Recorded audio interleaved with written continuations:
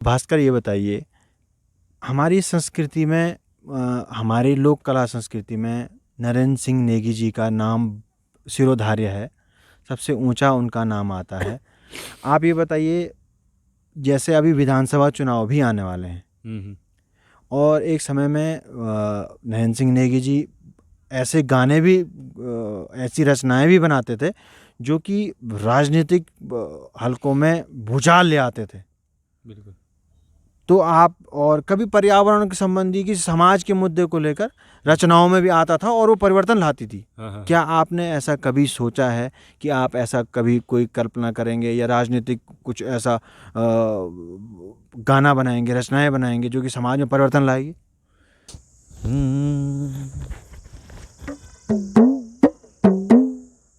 ओ शेरी भरी शिकार ल्यायूं, शेरी भरी शिकार ल्यायूं, पो भरी मशाला गंगा गे छे बागेश्वर, पो भरी मशाला गंगा गे छे बागेश्वर, ओ गंगा भगीरथी गंगा गे छे बागेश्वर।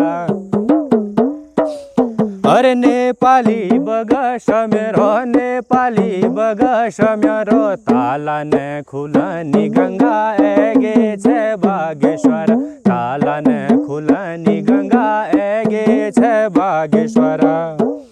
अरे तेरी फोटक मेरी शिराणा, तेरी फोटक मेरी शिराणा, मुख ने बुलानी गंगा गे छे बागेश्वर, ओ गंगा भगीरथी गंगा गे छे बागेश्वर।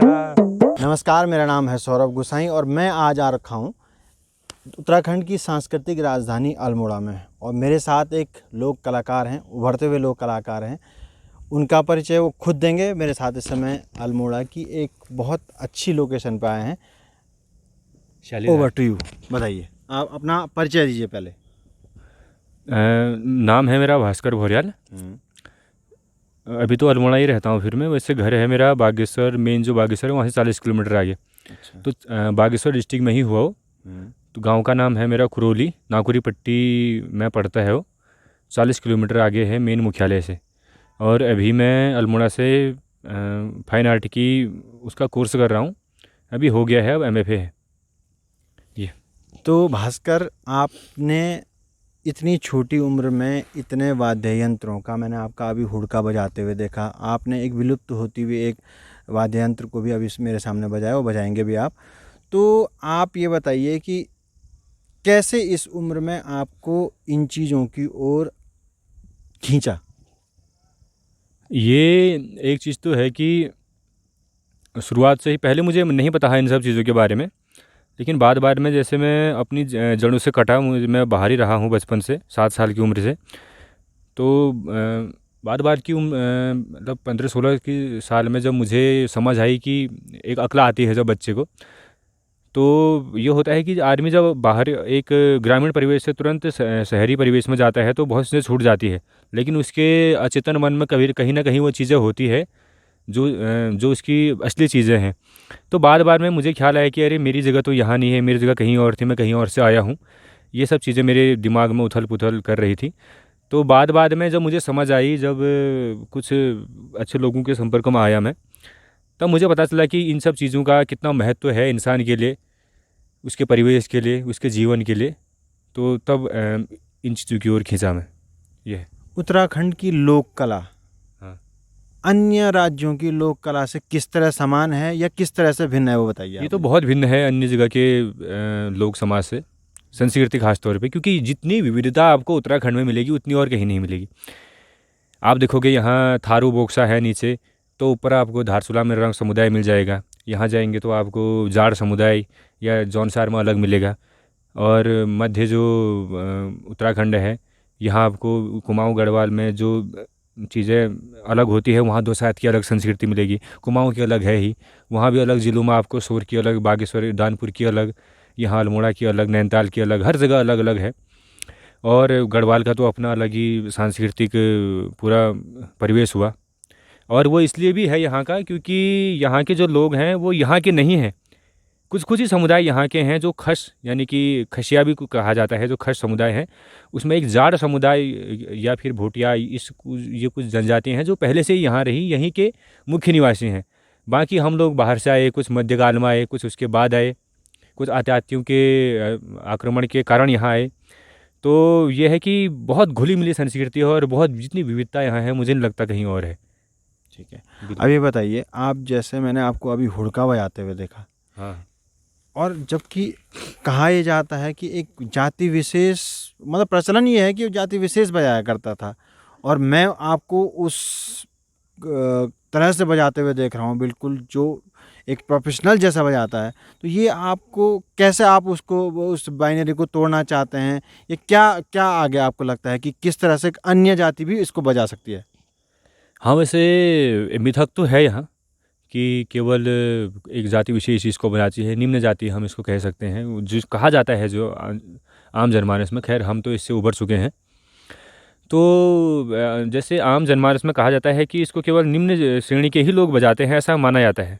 और ये चीज़ मुझे बड़ी कचोटती थी बचपन से ही कि क्यों हम इसका बंटवारा करें, वाद्य यंत्रों का, लोगों का, उनकी भाषाओं का, इनका बंटवारा करें। क्यों हम एकजुट होकर, एकमुठ होकर क्यों नहीं रह सकते? तो यही कुछ चीज़ें हैं कि जिसको हम हल्के हल्के करके एक दरार को हम अलग कर सकते हैं, इस तरह से।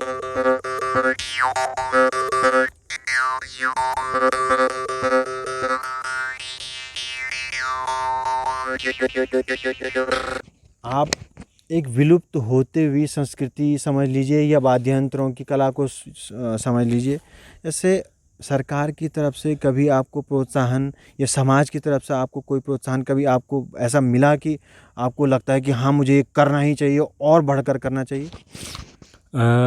सबसे पहले समाज की ओर से तो बहुत प्रोत्साहन मिला है मुझे, ख़ास तौर पे जिनके गीत मैं गाता हूँ, जिनसे मैंने लिया है गीत, उन्हीं को जब लौटाता हूँ, उनके बीच में गाता हूँ, वो बहुत प्रोत्साहित करते हैं। उनको बड़ा अच्छा लगता है कि हमारे ही गीत हमें सुनाए जा रहे हैं दूसरे तरीके से, जैसे भी हो। और दूसरा, सरकार से प्रोत्साहन ये है कि हाँ, एक दो बार कभी कभी आकाशवाणी में बुलाते हैं, और एक दो बार दूरदर्शन में भी प्रस्तुति है मेरी, वहाँ रिकॉर्डिंग है, कभी वो चलाते हैं उसमें। लेकिन उसके बाद कोई इस तरह का मुझे याद नहीं है कुछ किया हो उन्होंने। हाँ, मेरे लिए तो, हम तो खैर अभी सीख रहे हैं, नौसिखिए हैं, तो हमें उतना प्रोत्साहित करने की आवश्यकता तो नहीं है जितना उनको प्रोत्साहित करने की आवश्यकता है, जो इसमें दक्ष हैं, जो पेशेवर हैं, जो जागर गाते हैं, जो दूर धारसुला के सुदूर डांडू में जो न्योली गा रही है कोई औरत, तो इन लोगों को प्रोत्साहित करना चाहिए। वहाँ दूर ब्रह्म कमल सिर में लटकाए हुए जो औजी जो ढोल बजाते हैं, उन्हें प्रोत्साहित करना चाहिए इन लोगों को, मेरा तो ये मानना है। ठीक है। बिल्कुल। अब भास्कर, ये बताइए, हमारी संस्कृति में, हमारी लोक कला संस्कृति में नरेंद्र सिंह नेगी जी का नाम शिरोधार्य है, सबसे ऊंचा उनका नाम आता है। आप ये बताइए, जैसे अभी विधानसभा चुनाव भी आने वाले हैं, और एक समय में नरेंद्र सिंह नेगी जी ऐसे गाने भी, ऐसी रचनाएं भी बनाते थे जो कि राजनीतिक हलकों में भूचाल ले आते थे। बिल्कुल। तो आप, और कभी पर्यावरण के संबंधी की समाज के मुद्दे को लेकर रचनाओं में भी आता था और वो परिवर्तन लाती थी। हाँ। क्या आपने ऐसा कभी सोचा है कि आप ऐसा कभी कोई कल्पना करेंगे, या राजनीतिक कुछ ऐसा गाना बनाएंगे, रचनाएं बनाएंगे जो कि समाज में परिवर्तन लाएगी? हाँ बिल्कुल, इस तरह के काम तो कलाकारों को करने ही चाहिए। कलाकार का जन्म ही इसीलिए होता है क्योंकि अपने कला से वो जो लोगों के दुख दर्द हैं या उनके बीच में जो घट रहा है, कुछ अगर बुरी चीज़ें उनके बीच में घट रही है, तो उसकी जिम्मेदारी ही है कि वो समाज के बीच में इन चीज़ों को लाए, लोगों को बताए जिनको नहीं है।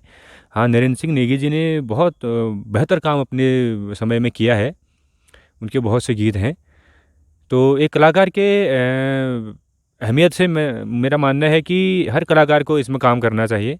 कुछ मैंने भी, जैसे आप देखेंगे हमारे चारों ओर चीड़ है, तो खैर चीड़ सुंदर तो दिखता ही है कभी कभी, लेकिन जितना सुंदर है उससे ज़्यादा इसके नुकसान हैं। तो इसके नुकसानों पर भी मैंने एक रचना की थी, तो अभी मैं आपको सुनाऊंगा। बिल्कुल बिल्कुल बिल्कुल।